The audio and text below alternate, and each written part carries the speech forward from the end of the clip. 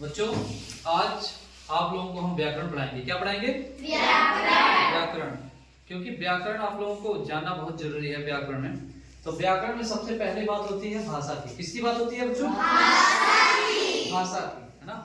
तो भाषा एक ऐसा माध्यम होता है जिसकी सहायता से हम अपने भावों को, है ना, अपने विचारों को या तो लिख कर या तो बोल कर क्या करते हैं? व्यक्त करते हैं। क्या करते हैं? व्यक्त करते हैं। ठीक है।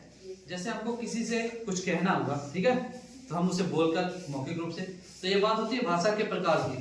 भाषा के प्रकार की बात है तो भाषाएं 3 प्रकार की होती है। भाषा कितने प्रकार की होती है? 3 प्रकार की।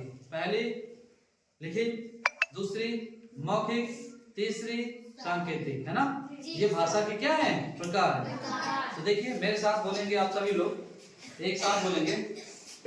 भाषा वह माध्यम है जिसके द्वारा हम अपने भावों या विचारों को बोलकर या लिखकर व्यक्त करते हैं।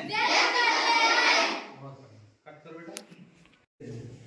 भाषा वह माध्यम है जिसके द्वारा हम अपने भावों या विचारों को बोलकर या लिखकर व्यक्त करते हैं। भाषा 3 प्रकार की होती है। पहली भाषा लिखित, दूसरा मौखिक, तीसरा सांकेतिक।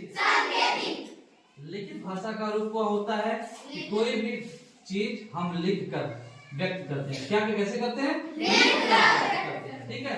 मौखिक की बात होती है तो मौखिक का मतलब हम मुंह से बोले और आपको चीज लाइए। जैसे हमने आपसे कहा 1 गिलास पानी लाइए। क्या लाइए? 1 गिलास पानी। ठीक है। तो ये हम अपने भाव को व्यक्त कर रहे हैं। आपसे ना, हमको प्यास लगी है ना, हमने आपसे पानी मांगा, हमने कहा 1 पेन ले आइए। क्या ले आइए? पेन ले आइए।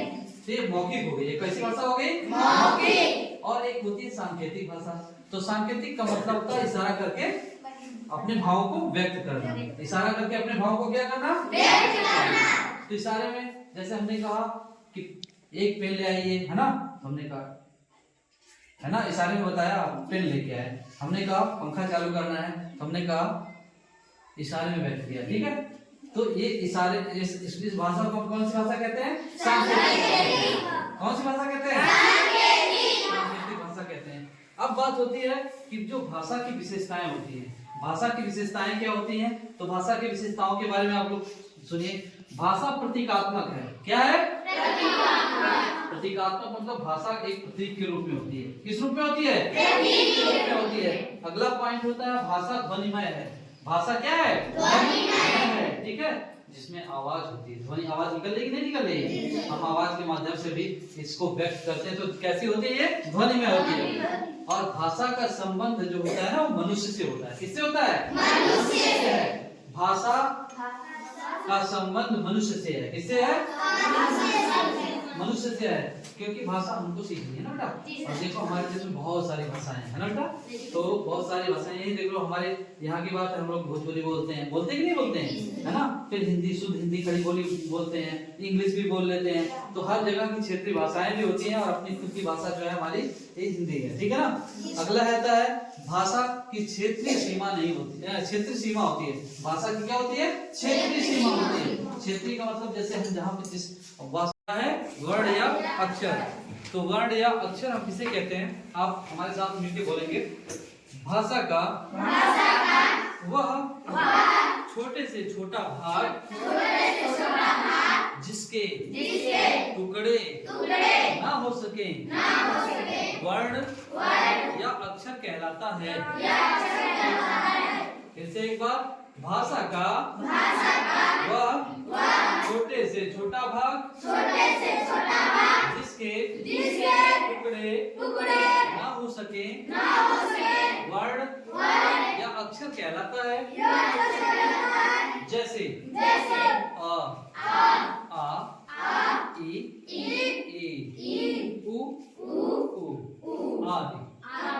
या भाषा की सबसे छोटी इकाई को वर्ण कहते हैं।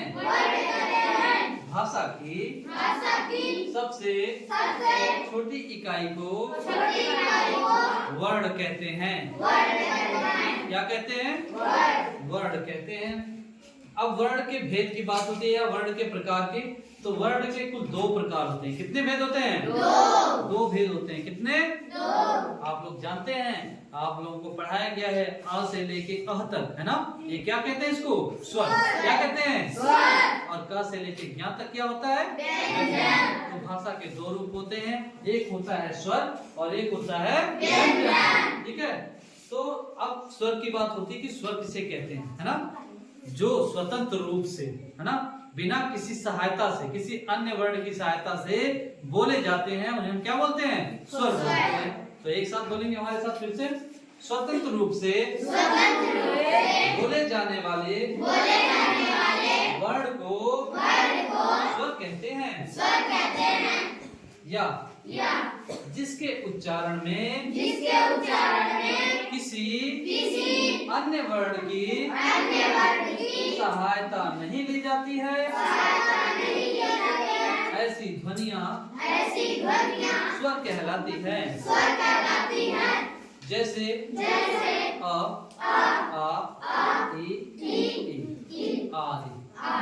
ठीक है, समझ में आ गया इतनी चीजें? इस चीज को सब लोग बस कर दो।